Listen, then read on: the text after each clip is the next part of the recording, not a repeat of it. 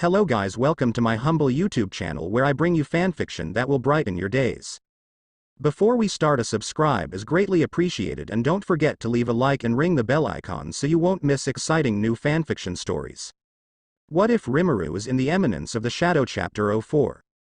In the end, Sid agreed to be Alexia's fake boyfriend. He is treated like a dog, but he puts up with it because of the gold coins the princess gives him.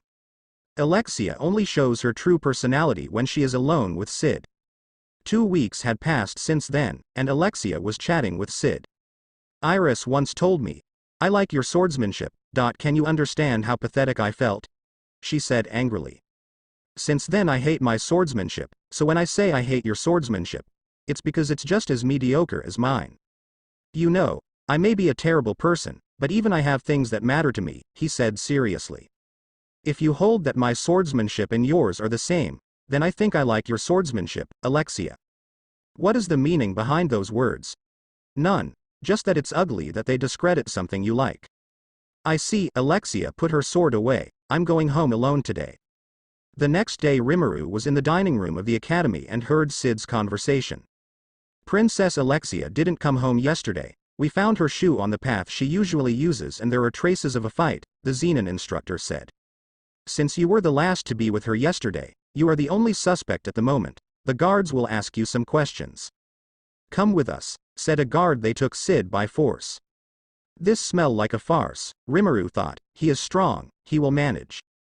Rimuru did not intend to intervene, but having nothing to do, he followed Zenon. 5 days later, the instructor met with the first Princess Iris to explain what happened. I see, I understand the situation, the redhead said. So this student Sid Kaganu is the most suspicious, right? Marquis Zenon. Yes. Most people believe that, but as his sword instructor I doubt he could do something like that. So he may have accomplices. In any case, he won't admit anything under questioning. Maybe we should let him go while we keep an eye on him, Iris suggested, but the door being opened suddenly cut her off. Clare entered the room. Lady Iris, I beg you, let go of my brother, he asked. See Clare. You were in front of the princess, watch your manners. Zenon blocked her way. Who is she? Iris asked. I am Clare Kaganu, the sister of Sid Kaganu. She is an exemplary student and currently on probation in the Order of Knights, Zenon explained. Let's hear what he has to say, Iris ordered. My brother, I heard that he has been tortured for 5 days. Please let him go, I'm sure he's innocent. The order is conducting a thorough investigation so nothing goes unnoticed, Iris explained. His guilt of her has not been verified. But if the culprit is not found, my brother will be executed. Clare was losing control. If something happens to her, even if you are a princess, I will. Clare, stop. Zenon yelled, taking her by the shoulders. I understand how you feel, but that's enough. Take your hands off of her, Rimuru ordered as he stopped hiding his presence. He squeezed Zenon's hands to the point of almost breaking them. Don't touch her again. Zenon walked away from Rimuru and Clare with noticeable annoyance at how he had been treated. Rimuru. Clare hugged her former master. Rimuru, help me, my brother is in danger. It gonna be okay. Sid is strong, you have to trust him, he patted him on the back. Don't cry. Trust me and Iris, she wouldn't let an innocent die. Student Rimuru, you can't be here, Zenon said, still annoyed. Zenon, keep quiet, Iris ordered. Clare, I can assure you that your brother is fine and that he will be released as soon as we find the culprit. There is no need to involve Rimuru.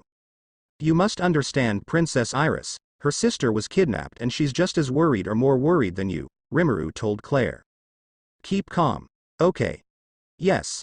I apologize, Princess, Clare curtsied, my actions were not the best. Okay.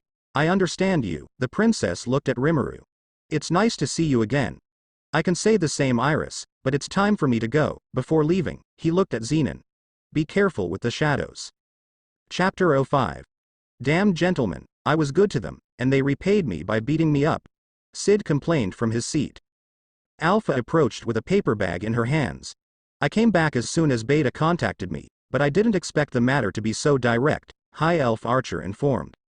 Why didn't you run away? With your skills, it would be easy. Yes, but I didn't want to draw more attention, Sid replied.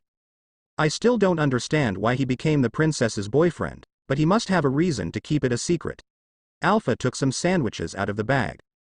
You need to recharge your batteries. I doubt he's hungry after being tortured, but hey, they're tuna, Alpha thought while eating.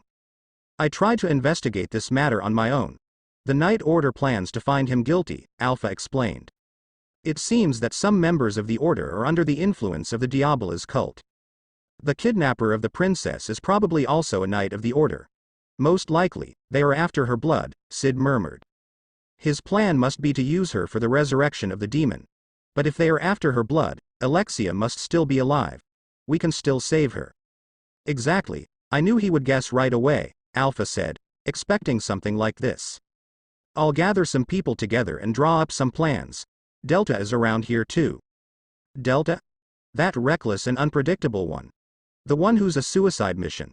Sid asked, shivering as he remembered her. Yes, she wants to see you, Alpha leaned out the window. The plan starts tomorrow night. I'll send you to Beta when she finishes the preparations. The next night, Beta went looking for Sid.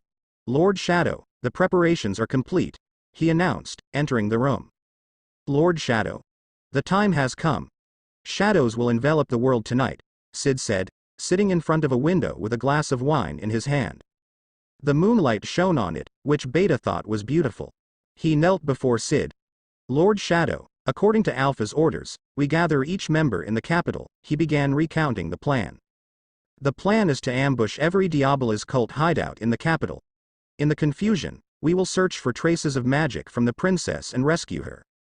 Sid tossed a letter towards Beta, and she read it out loud. If you want Alexia back, come to the path behind the academy. Lord Shadow, this is. It was sent to my room yesterday. Surely it is from one of those who want to incriminate me, he interrupted Beta. This prelude will be performed by me. Sid went to the place indicated in the letter, where he found Alexia's shoe and was intercepted by two knights. He used the mob performance to attack them. He severed the leg of one and the head of the other. Do you think you can get out alive? You'll be a dead man by dawn. The knight who was still alive yelled. Perhaps, but there is nothing to fear. Sid delivered a fatal slash that killed the knight. By dawn, it will all be over. A loud crash was heard in the capital. It seems that Delta has started, Sid said, starting to walk. Come on, Beta. Why yes, Lord Shadow. Chapter 06. During the peaceful Mind Night, the Shadow Garden began to act. Delta began to act. She killed several members of the Diabolus cult and sliced the building in half. That was the signal to start the attack, and Alpha was on the move. Meanwhile, Alexia was still chained. She woke up and realized that she had been kidnapped. I hope Pochi, Sid, is fine, but if he was dragged into this, he's probably dead, she thought until she heard noises next to her. She looked to her side, hoping it was Sid, but instead, she found a chained monster. Damn it, they already discovered us, shouted a crazy man in a doctor's suit while biting his nails. And just when I finally managed to get my hands on a royal blood. Greetings. I presume that you are my kidnapper, Alexia said, while remaining calm. What do you want my blood for? She asks. Your blood is of the demonic lineage, and it's going to bring back the demons to this world, the madman explained. At first, that wasn't the plan, but those idiots screwed everything up. That idiot Olba didn't help either, all of them are idiots. Stop. Alexia asked when she saw how the monster suffered, then a strong tremor shook the base. It seems that the knights came to save me, Alexia thought. You'd better give up and don't resist the knights. The knights? Who cares about the knights? They will show no mercy, they will slaughter every last man, he exclaimed in fear. Fuck it. Come here, failure. He approached the monster and injected blood into it. Give him a taste of Diabolus. The monster began to grow gigantic while making horrible noises. That's it, wonderful. The madman couldn't finish speaking because he was crushed by the monster. Alexia's chains were then cut, and the monster started destroying everything. Alexia took a sword and walked around the place, but she ran into Xenon. Elsewhere, in the streets, Princess Iris was running at full speed due to attacks happening at different points. Another attack, this time in a restaurant, a soldier reported. There is no common thread in these attacks. What is the attacker's goal? Iris asked, while being annoyed. Just then a loud cry was heard, and she rushed to help. She rescued a knight by cutting off the monster's arm, which freed Princess Alexia. Lady Iris, that was impressive, just one hit. Save the thanks for later and report back. What's going on here? Iris said. We don't know either. We were going to one of the attacked places, and this monster suddenly appeared, and it killed 8 knights. I see. Take the bodies, I'll take care of it, she said and cut off another limb of the monster that attacked again. Does it regenerate? She launched several attacks, cutting the monster's body, but it continued to regenerate non-stop. Then I won't spare the magic. This ends now.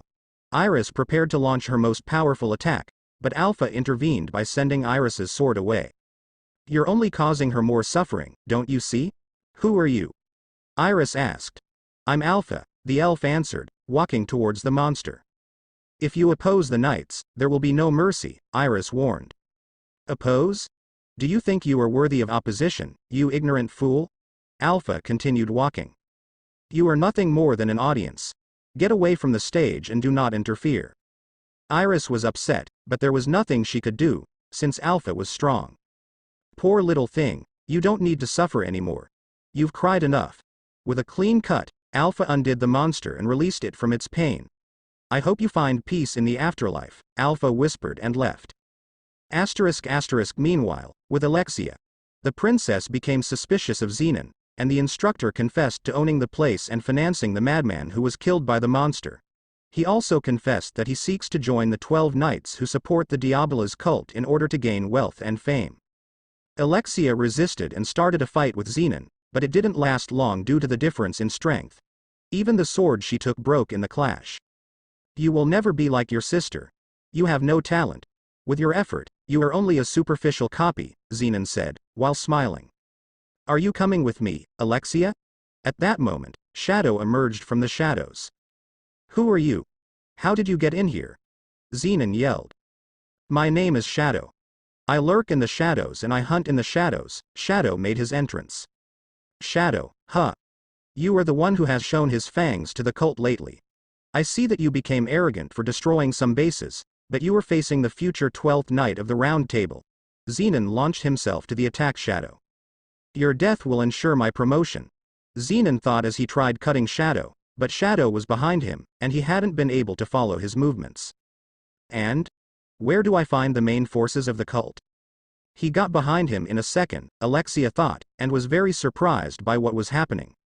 Zenon attacked again several times, but nothing works against Shadow's strength and speed, which didn't seem to require much effort. Your sword is weak, future knight of the cult, Shadow mocked. Don't mess with me. Despite his fury, Zenon was no match for Shadow. He then resorted to a drug, consuming a vial to increase his strength. Let me show you the infinite power, Zenon said arrogantly. Pathetic. Your words contaminate the strong, Shadow exclaimed, while releasing a large amount of magic power, that scared off Zenon. Borrowed strength does not give you real power. Engrave in your memory the vision of true ultimate power. No. Wait. I am atomic.